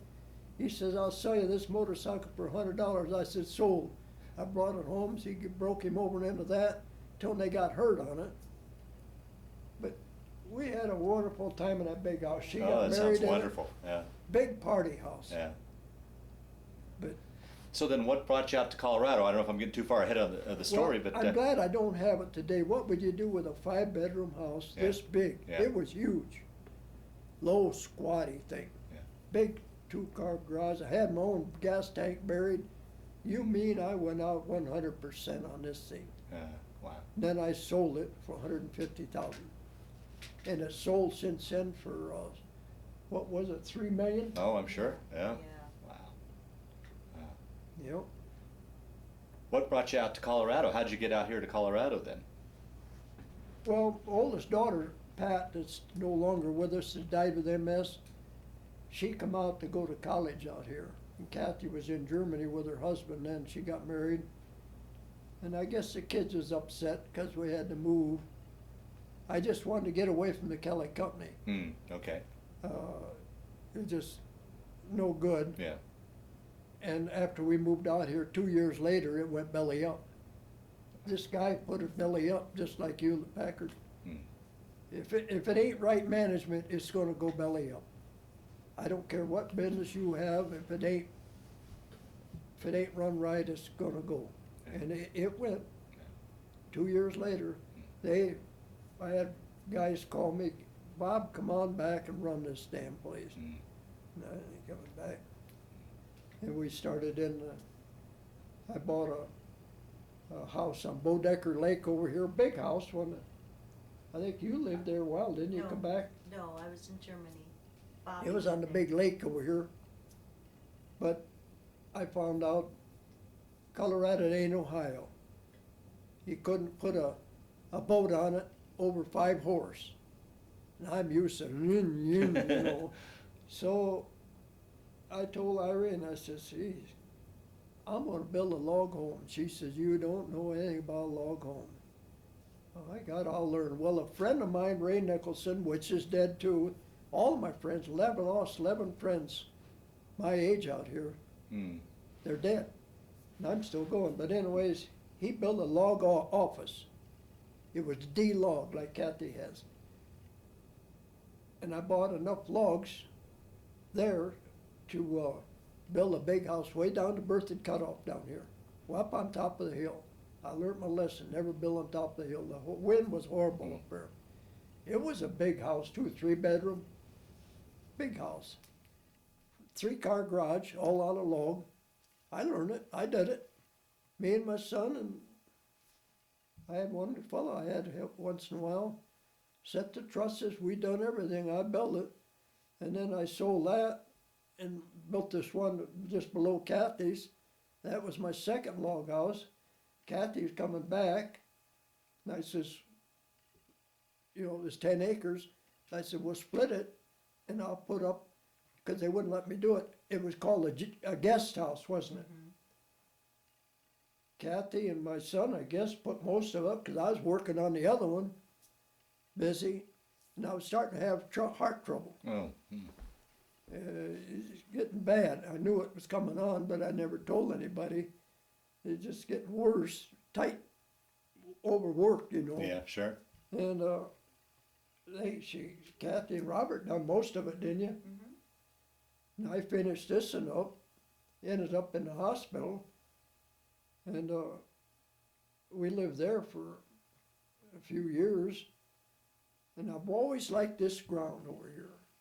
I told Irene, let's build another log house. So I got hooked into Rocky Mountain Log Homes. I was one of their top salesmen. I don't know if it's the way I talk or what. I got plaques, 7 plaques. I took first place over all the salesmen at Rocky Mountain Log Homes, which is in Montana. I forget the name of the town. But I was coming out ahead every time I sold the house a little more money. And I bought some ground in Montana, 10 acres. I thought, well, I'll move up there. And then oldest daughter started down with little MS. So Irene said no.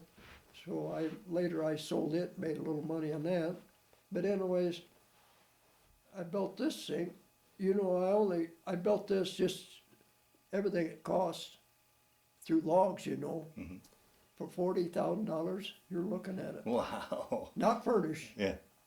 But still. With the garage and all. Irene's figured it at $40,000. I'll be darned. Yeah. And then, of course, we finished it, you know. Yeah. But I'd done it all. And I'd done part of the wiring. The fireplace is just pretty near free. All the rocks come from here. I mean, I drew the plans. I don't know. It's wonderful. What could you get for it today? Yeah, boy, no kidding. You know what I mean? But we always liked it way back here. Oh, that's Irene beautiful. always wanted the house up on the road, but she changed her mind. Now she likes it back here. You bet. Yeah. Well, let's talk now about Irene and family. Talk about how you met Irene and when you got married, and talk about your family a little bit. Well, and we'll start to wind down the interview. You know, you get back and my dad had the business, and we were trying to get it going a little better off of the ground. And it just, just dated, just Yeah. friends with old school Sure. kids, and I lost so many in the service, you know, that I knew that never come back. And I don't know, I started going with her. And like I've always kidded everybody, she's got Indian blood in her, you know. Her mother was quite a bit of Indian blood in her. And I've always kidded everybody, telling how I met my wife in Pennsylvania. We was up there, my dad and I was up there deer hunting. A little bit of snow on the ground, I'll tell you, just like I told everybody. And as deer hunting, I run out of these tracks in the snow barefooted. And I went over this hill, and here I seen a lady down there dressing out a deer. I went down there, and here it was Irene, gutting out this deer. And I says, gee, where you at? Well, I living in a teepee with my mom and sister. I said, well, I'll help you drag it in. No, you just take my bow and arrow, and I'll carry the deer. She threw that deer on her back and went back to this teepee, sleeping on a bear rug, you know. This was all baloney stuff, you know. It made a good laugh, Yeah, you know right. what I mean? Indian blood. You know? I always like laughing.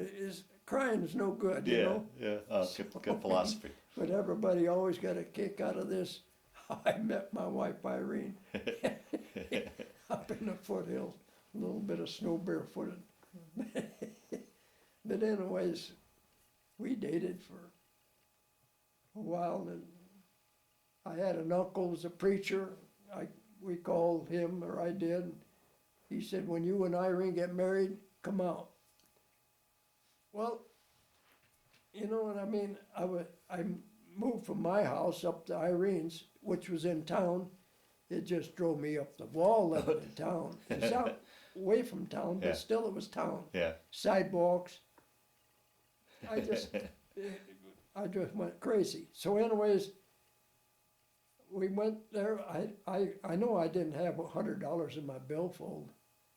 You know, $100 back in 1947 is a lot of money, you know. So anyways, Uncle Ralph married me. I wanted to pay him. I had the old 37 Mayflower yet, you know, Ford. And they painted a sign on it, on a paper in the back, just married, put tin cans. I didn't know it. Uh-huh. And they greeted us to the car after he married me. I tried to pay him. And I went down the road to tin cans. I finally cut them loose. And they pulled the paper off, and this black paint he had on there had it right on my good 37 Ford, went through. Oh, no. Yeah, I was just married. So I went to a gas station, got some gas and poured on it, got rid of this paint right away off of my Mayflower. But anyways, her mom and the dad was in Michigan. He liked fishing. They're gonna leave the boat there and have the cabin paid for it for our anniversary. Okay, so we go to Michigan for our anniversary, back in the boonies. And he had this. For your boat honeymoon, here. you mean? Huh? For your honeymoon, you mean? Yeah. Okay. On a honeymoon, and Irene slept. She's city girl a little bit then yet. She liked sleeping in. I didn't. I get this boat out. These fishermen out there on this lake. Man, you know, down through there making waves, and they're giving me the finger and everything. And I'm an army boy, still mean, you know. Yeah, yeah. Give them the finger back, you know. They finally got rid of the fishermen off the lake. They was pretty. I think they'd have killed me. Well, you can't blame them. Yeah. They're fishermen sitting out there waiting for a bobber, and I'm, you know what I mean? But anyways, we turned the boat in and come back, and living in town. I know this ground was for sale, about 5 acres. It had a well on it. I can't remember what we paid for it, $200 or $300. And I put up a 2-car garage. That's where we started. I'll be darned. And just anything to get out of town. And Yeah. her mom loved me. She baked me cakes, pies. Of course, the kids weren't born, but anyways, Eesh. And one thing that my wife's heard it 100 times, I think Kathy has, an old bachelor lived way up in the road. We was then back to the country, I was happy. Hey, Bob, how about wiring my basement? I didn't know more about wiring than yet, you know, but I could wire it. I went up there and drilled holes through in the basement for the run the wiring through. He had big barrels, cherry wine, blackberry, elderberry, grape. Bob, try this. I'm on a ladder drilling. This is God's truth. I was drilling holes through, lining them up. I snapped the line first so I get them all in straight with wiring. And I tried a little of this wine, then he gave me a little more of this on this and on that one. And finally I had to go to the bathroom. I went outside and I looked over way down the road where our house was, and I had old yard lights. I had a brand new Ford. Yeah, I had to have new cars. That was another thing, a bad habit of me. Anyways, I thought, man, I ain't going back down there again, because I ain't a drinker. And boy, I got home. Irene's mom's there. I'll never forget it. We had a shepherd dog. I got out of the car and I had a little garage then before I put the big one up. But anyways, I think I said I had enough brains not to back it in there because I knew I'd smash it up. Brand new car. So I got out. I went up there where the old pitcher pump was out there, and I laid down there, and that dog, I vomited, and that dog licking my face. Irene's mom there, and they come out of the house, and they said, "What's the matter?" They thought I was sick. I was sick, all right. But anyway, I thought, no more of this, and it's really true. Yeah. I mean, So you and Irene got married in 47? I think it's 47, So going on about 64 years of marriage then, huh? 46 or 47. What is it? Where's she at? Yeah, she's probably still outside. Do you want me to go get her? It ain't important anyways, there, but And then how about children? How many children and grandchildren, great-grandchildren do you have? Maybe. you'll have to ask her. Yeah. Well, you had 5 kids. Yeah, I have 5 kids, lost Pat years ago with MS. You have 5 grandchildren, right? No, 7, ain't it? Oh, 7? Oh, yeah, I forgot Michael and Heather too. Yeah, right. Yeah, 7. I got 7 grandkids and 5 great grandkids, Wow. which he's in the military. I talked him into joining the Air Corps. But he should have went to college. He'd have started out with a rank. Right. Yeah. He's working his way up. He's what? Going on 9 years. Yeah. He's been to Iraq, Afghanistan. Hmm.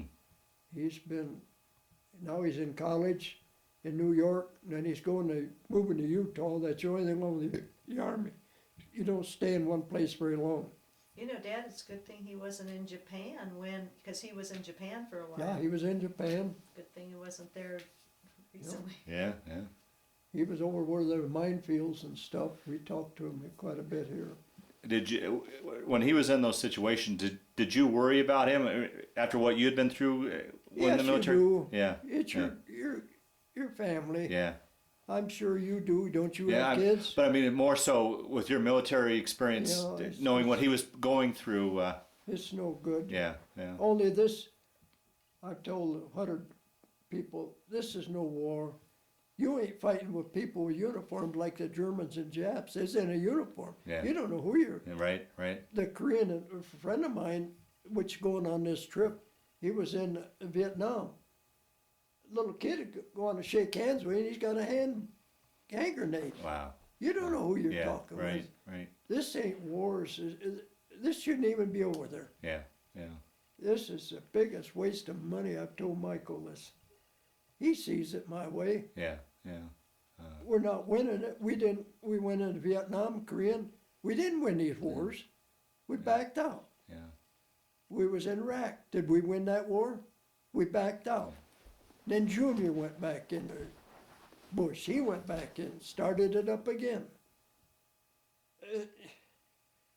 Where did they find, what was his name? Sit The down. head guy there, yeah, So- Iraq. In In a a hole, ground, yeah. buried. Yeah. You know what I mean? Well, Bob, we'll start to wind down this interview. I just have a few more questions. One being, through the years, did did you? Sounds like you had those close buddies. Did you guys keep in touch through the years? Was there any sort of like reunions with your old squads through the years, or? I'd like to. My wife kept contact with my old buddies for Christmas cards. Mm-hmm. They kept dying off. Oh, okay. I got to go, my first trip with the kids, it was real small, to Michigan to see Red Hanley. He had a family. Can you remember that, Kathy? They lived in town, or I wouldn't live in town. Yeah. He worked for Pontiac, manufacturing place, Mm-hmm. where they made cars. And then I went twice or three times to Washington because he was more like me, Right. a logger. His dad was loggers. All the family were logging. He lived way back in the boonies in the woods. It was His Casey. grandpa, they saw it was. Oh, this is interesting. Big blocks of wood. They bring in cedar. This grandpa, no teeth, it's a corncob pipe. He had it on a gas engine. You don't even know what they are. Fill it with water. You got to crank the wheel to get it started. He'd go boom, boom, boom, boom, boom, boom, boom, boom, and they had it on a hand crosscut saw, sawing these blocks off. The old man would split it, made shakes for roofs. I'll be darned. It was interesting. It was. Their whole roof, he sold them. This old grandpa. Huh. I love going places like that. Yeah. I went with them logging, you know. Like when I moved out here, I went with Ray Nicholson logging, where I bought a lot of his stuff. Them handrails are from Ray Nicholson, West Ridge Fence down at Fort Collins. Irene and I hand peeled them. And then we went to see Charles Kerr in Pennsylvania. This is where my Irene's a lot of relatives live. To bring back her memories. The stores where Dad owned are gone. I got to see her old aunts there. The old aunt, I'll never forget it. Her husband died. They must have had money because she had an older Lincoln. And we stopped there, and man, she fell in love with me. She must have been about 85 years old. Oh, Irene, you were so lucky. Huh. He's a hunter. Bob, you're coming out hunting with me. Yes, I will come out, go hunting. I did. I hated this. I did promise her. And after we left there, she backed this big old Lincoln out on the road where there's a lot of coal trucks. Oh no. They come over this hill. They creamed that big Lincoln and killed her. Mm. So I never got to go back with her back there. But where Irene's relatives were, it was interesting. You know, there was more mountains like I Yeah. like, you know. We got into old antique things. I could show you something here. I bought a hat stretcher. You ever heard of a hat stretcher? Oh, have you? Okay, I got an old one. This is an old one. And I brought it up to the counter. It was a coal place. You couldn't hardly see out of the window from coal smoke in the windows. He says, you don't know what that is. I said, hell, I don't. That's a hat stretcher, and I'm buying it. Bought it for $9. I've been offered $25 for it since then, because it's an antique. Yeah, sure. Yeah. And then we built a cabin in Pennsylvania. My dad, I'll never forget that. We was traveling, my dad and I, he was a hunter and I'm a hunter. And I didn't have a whole lot of money. I had it sunk into what I was building, you know. He said, well, buy some ground and build a cabin. Go our own hunting camp, because we'd been to other hunting camps, and it ain't yours. You got to be tidy. Yeah. You know what I mean? Yeah. And they drank, and we don't drink. Hunting and drinking. I don't drink. But anyways, we stopped. The guy was crossing the road way back in the boonies. Yeah, Dad rolled down the window. We had a pickup truck. He says, you know, is any ground for sale? He says, yeah. He says, I'll sell you some ground. Where? So we got out. It's nice, pretty nice day, cold. He raised mink. His wife died, and this woman's husband died, and they got married. So they both had kids on their sides. But anyways, he took us way down into this woods. Kathy knows. And down below a couple other cabins. And Dad says, yeah, this would be a nice place here. It ain't too far off the road, maybe, what is it, half a mile, quarter of a mile? Yeah. And, yeah, he says, what do we have to do? To get us a bay? No, he says, I got this steel tape, comes in rods. I don't know if you know what rods are, you know. Anyways, we stretch this out with a 30-06 rifle with a telescope and a square and a level. Pull it down and around where it was straight line. Drove a stake, and we went up with a square. That's the way we surveyed this ground off. Huh. You couldn't do it today. Yeah. And we bought it for $100. You know, was it an acre, 2 acres? We built it, no electric. We hand sawed. Guys from the Kelley company went up there Saturday, Sundays. I went up first with the first guy to meet the load of lumber coming in, laying cement blocks up for the foundation, and digging, hand digging. Never had it. I don't know, but anyways, it was work, but I enjoyed it. Yeah, yeah. Laid the cement blocks. The first weekend, we had the flooring all down the first day on a Saturday. Sunday, we had the frame all up, ready to build up trusses. We had to build our own trusses, hand sawn. We had a crew there from the Kelley company. I guess Dad paid them, I don't know, unless they wanted to. But anyways, went up the next weekend, we closed it. Put windows in it, doors, locked. No electric yet. It was several years. Dad had trouble getting electric back here. The electric company didn't want to go in the woods or something, you know, with these poles and things. I